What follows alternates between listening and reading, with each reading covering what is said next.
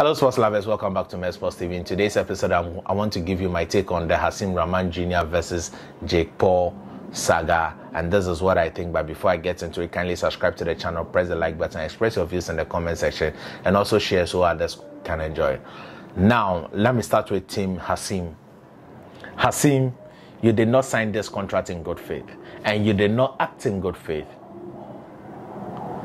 I remember you posted a video stating that your body couldn't allow you go beyond that limit, so you wanted to renegotiate the weight, and you sent Team Jake Paul an email, and they did not respond, and they went ahead and canceled the fight. That is a clear lie. That is a clear lie, Team Hasim. That is a clear lie.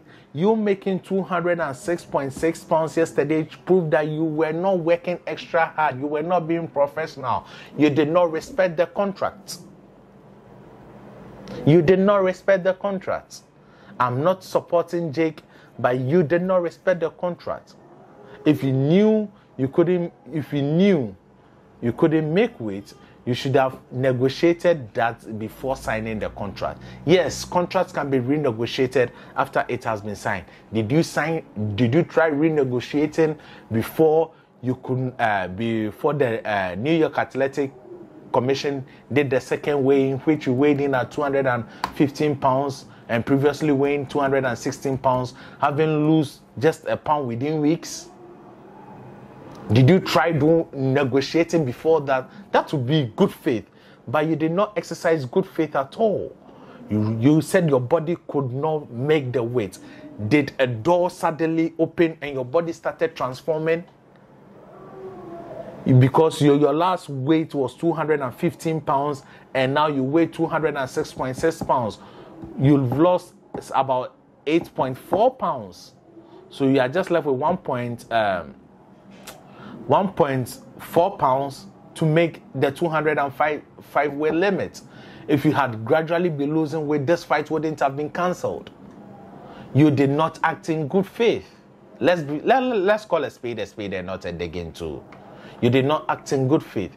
You have the boxing experience. You've had a rich amateur background, maybe not too enlightening or brightening. You've had more professional boxing bouts. You've been in the gym all your life because your father is a heavyweight champion. He's a former heavyweight champion. You are the son of Hasim Rahman Jr., one of the two men to beat Lennox Lewis. You don't act like that. You must act in good faith. You must act in good faith. Now your body has suddenly passed through a chamber and it has transformed. What was the motivation? What was the motivation in coming to 206 pounds? Was when you were ending $2 million, you could not go below 215 pounds. What was the motivation? Is it a PR stance? Why would people suddenly believe what you are saying? I think even weighing 206 pounds proved that you were not telling the truth. You did not push yourself enough in order to respect the contract. If you had pushed yourself enough in order to respect the contract, and you had come back saying that you were unable to make weight, that would have made sense, but you did not. Now let me move to Jake Paul. Jake Paul did not want this fight. Jake Paul does not want to fight a boxer. Jake Paul just wants to keep making money, and I don't have a problem with that. It is good. Jake Paul, like any other boxer, must start from somewhere. He must start from somewhere. And there is nothing wrong with what Jake Paul did. But I think Jake Paul pulled out of the fight because there is nowhere in boxing when someone has to the 5th of August to make weight and the fight is cancelled on the 1st or 2nd of August. You don't do that. That is not good faith. 2, Jake Paul, you give the person the time to make weight. If he doesn't make weight on the fight on the day, then you tell him that no, I'm not going to fight, because you have the right to pull out of the fight when your opponent does not make weight. So why didn't you give him the opportunity to do so? Why didn't you respect the 5th of August weigh-in day? That you are the first to do so. You don't do that in boxing. Boxing business is complicated, yes, but you don't do so in boxing. This shows that you were just afraid, just like I told a friend, like I saw you were scared in the press conference. The look got you scared, and you realized that you were in for a fight, especially when Hasim told you they asked him to go very easy on you. Then you realize that you're in deep shit. Now, yesterday, Hasim has also released a video of you running. You also listen, both of you just needed attention, and you've wasted everybody's time. Both of you did not act in good faith. Hasim first, you second. By your promotional company, there is nowhere in boxing in which a fight has been cancelled days before the proper weigh-in day. It is not done. Jake Paul, that is not done. This is boxing. We don't do that in boxing.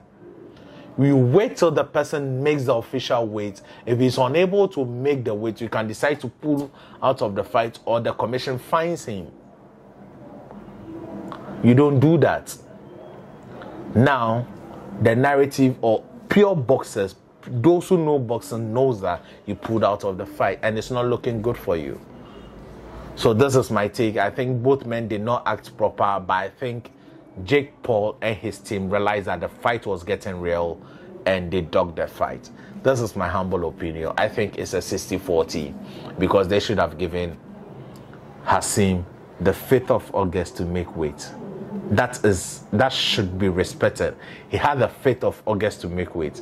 So you don't pull out of the fight the 1st of August. You don't do that. It means you have cost Showtime a lot of money. It would be very difficult for them backing you up next time. That is not also good for Amanda. She could have been fighting Katie Taylor and making a lot of quid. You don't do that. Jake, you don't do that. If you don't want the fight, you don't want the fight. Why didn't you sign the contract with someone you thought could easily make weight? Or you also had a preconception that Rahman can't make weight and you will drain him for him to be weak. And when you realize that he is not draining himself in order to be weak, you said, no, let me check out.